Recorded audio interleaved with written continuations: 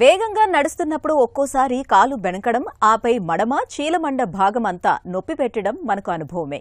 అయితే కాలు బెనకడం లాంటిదేమీ లేకుండానే కొంతమందిలో చీలమండలో నొప్పి అనేది దీర్ఘకాలిక సమస్యగా వేధిస్తూ ఉంటుంది. ముఖ్యంగా ఉదయం లేవగానే మడమ భాగంలో నొప్పి మూలంగా పాదాన్ని కింద మోపలేకపోతూ ఉంటారు. వేధించే ఇలాంటి చీలమండ నొప్పికి మన సంప్రదాయ వైద్యం ఆయుర్వేదం తనవైన కొన్ని ప్రత్యేక చికిత్సల్ని చెబుతుంది. చీలమండ నొప్పిని మాయం చేసే ఆయుర్వేద మార్గాల గురించి ఇప్పుడు తెలుసుకుందాం.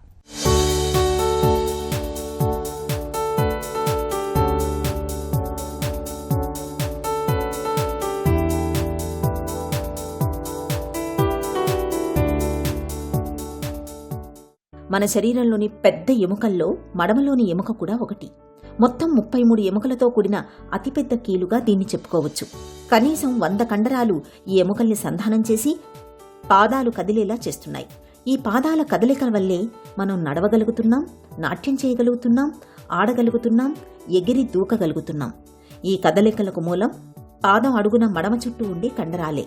ఇవి మెత్తటి కుషన్లాగా ఉంటూ పాదంలోని ఎముకలు గాయపడకుండా కాపాడుతుంటాయి. ఈ కండరాలు గాయపడితే మన కదలికలు కష్టంగా మారతాయి.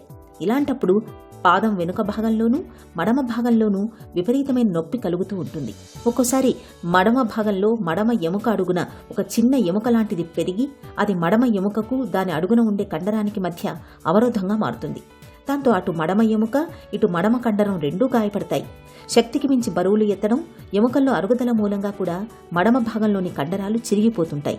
ఇలాంటప్పుడు మడమ నొప్పి అనేది సమస్యగా మారుతుంటుంది. మడిమెషులను కనుక విశ్లేషించినట్టయితే ఆయుర్వేద పరంగా గుల్ఫ సంధిశూల లేదా గుల్ఫ సంధిశోధ అనేటువంటి పరిభాష లోపల వీటి గురించి విపులీకరించడం జరిగింది. ఆధునికంగా చూసినట్టయితే యాంకిల్ పెయిన్ కానీ లేదా యాంకిల్లో ఉండేటువంటి వివిధ రకాలైనటువంటి పెథలాజికల్ కండిషన్స్కు అన్నింటినీ కలిపి టాలాల్జియా అంటారు. టాలాల్జియా అనేది యాంకిల్ జాయింట్లో ఉండేటువంటి 7 రకములైనటువంటి 3 గ్రూప్స్గా ఉండేటువంటి టెండాన్స్కు సంబంధించినటువంటి పెయిను కావచ్చు, లేదా యాంకిల్ జాయింట్ చుట్టుపక్కల ఉండేటువంటి ఆ జాయింట్ లోపల మార్పుల చేత టాలాల్జియా అని పిలువబడుతుంది. దీనిలో ప్రధానంగా calcaneal spur, planter fasciitis, యాచిలిస్ tendinitis లేదా సివియర్స్ డిసీజ్ లేదా ఏదైనా ట్రామాటిక్ వ్యాధుల వల్ల కానీ దెబ్బలు తగలడం చేత కానీ యాంకిల్ జాయింట్ లోపల నొప్పులు రావడానికి ఆస్కారం ఉంది.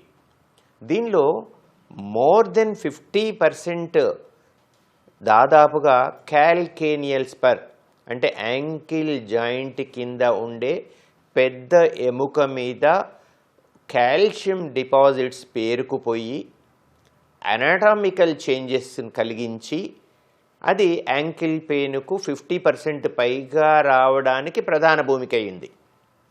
రెండవది దాదాపు 20 to 25% ప్లాంటార్ ఫేషియైటిస్ అని కాలు మడిమ భాగంలో ఉండేటువంటి ఫేషియా భాగం లోపల వచ్చేటువంటి ఇన్ఫ్లమేషన్ కానీ వాపు చేత ఇది రావడానికి ఆస్కారం ఉంది.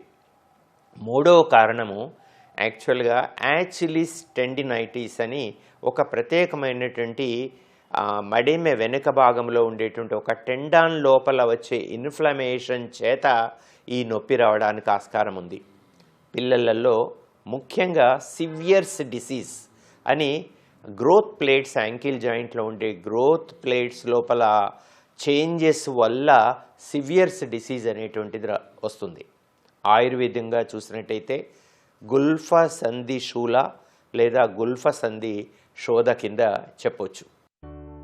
మడమనొప్పి బాధలు నడివయసు దాటిన వారిలో ముఖ్యంగా మహిళల్లో ఎక్కువగా కనిపిస్తుంటాయి. మడమనొప్పితో బాధపడుతున్నప్పుడు ఉదయం నిద్రలేచి నేలపై కాలు మోపగానే భరించలేనంతగా నొప్పి పుడుతుంటుంది. అడుగు నేల మీద పెట్టగానే తేలు కుట్టినట్టుగా నొప్పి మొదలవుతుంటుంది.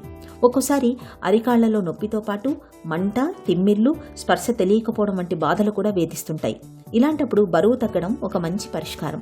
మడమ కండరం పైన ఒత్తిడి పడకుండా చూసుకోవాలి. ముఖ్యంగా గరుకు నేల మీద నడవకూడదు. అలాగే ఎక్కువ దూరం నడవడం మంచిది కాదు. పాదాలకు రక్షణగా మెత్తటి కుషన్ చెప్పుల్ని వాడాలి. మడమ భాగంలో తరచుగా ఐసు ముక్కలతో కానీ గోరువెచ్చటి ఉప్పుతో కానీ కాపడం పెడుతుంటే మడమ నొప్పి నుంచి మంచి ఉపశమనం లభిస్తుంది. టెన్నిస్ బంతిని పాదం కింద తొక్కిపట్టి ఉంచడం, పాదానికి పొడవాటి వస్త్రాన్ని చుట్టి కవ్వంలాగా తిప్పడం చేస్తుంటే మడమ నొప్పి బాధల నుంచి మంచి ఉపశమనం లభిస్తుంది.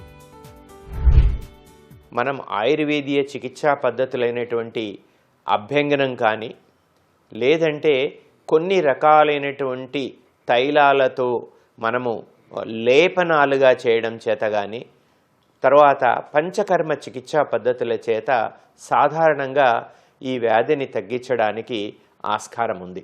దాదాపుగా మనం ఆధునిక పద్ధతిలో చూసుకున్నట్టయితే నాన్ స్టీరాయిడల్ ఇన్ఫ్లమేటరీ డ్రగ్స్ ఇవ్వడం కానీ, వేరే పెయిన్ కిల్లర్స్ ఇవ్వడం కానీ, ఇంట్రాఆర్టికులర్ ఇంజెక్షన్స్ ఇవ్వడం కానీ, స్టీరాయిడల్ ఇంజెక్షన్స్ ఇవ్వడం చేత 90% ఆఫ్ ద వ్యాధులలో చికిత్స రిలీఫ్ వస్తుంది. ఇంకా 10% డిసీజులలో మాత్రమే సర్జికల్గా ఎక్సిషన్ చేయడం, ఫేషియాను ప్లాంటార్ ఫేషియాను స్ప్లిట్ చేసి ఆ పెయిన్కు రావడానికి కారణాలని మనం నిర్మూలించవచ్చు. అయితే ఆయుర్వేదం యొక్క గొప్పతనం ఏంటంటే సాధారణంగా మనం ఇచ్చినటువంటి మహాయోగరాజ్ గుగ్గులు కానీ లేదంటే రాస్నా గుగ్గులు కానివ్వండి, లేదంటే సమ్మీర పన్నగరస్ చేత గుగ్గులు ప్రిపరేషన్స్, చోపచిన్యాది చూర్ణం చేత మనము వివిధ రకాలైనటువంటి కాంబినేషన్స్ ఇస్తే కూడా రిలీఫ్ ఉంటుంది. ఆ రిలీఫ్ రాకపోయినట్టయితే మనము అగ్నికర్మ అనేటువంటిది ఒకటి ప్రత్యేకమైన థెరాపెటిక్ కాటరైజేషన్ అనేటువంటి ప్రత్యేకమైనటువంటి విధానంలో ఇది దాదాపు 90 to 95% of the success rate జరుగుతుంది.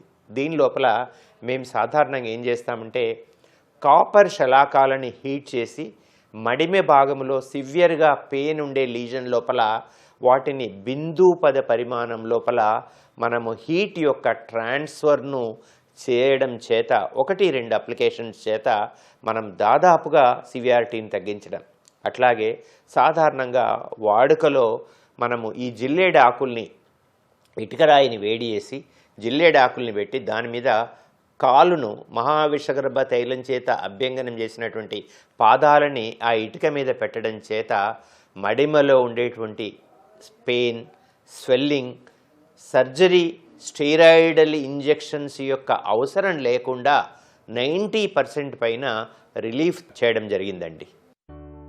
మడమ నొప్పి బాధలు చాలా వరకు ఎక్కువగా ఉదయం పూటే వేధిస్తుంటాయి, తర్వాత తగ్గిపోతుంటాయి. దీంతో మళ్ళీ చాలామంది మడమ నొప్పి బాధల్ని పెద్దగా పట్టించుకోరు. నిజానికి మడమలో బాధలు మొదలైనప్పటి నుంచే జాగ్రత్తలు తీసుకుంటే అది దీర్ఘకాలిక సమస్యగా మారకుండా చూసుకోవచ్చు.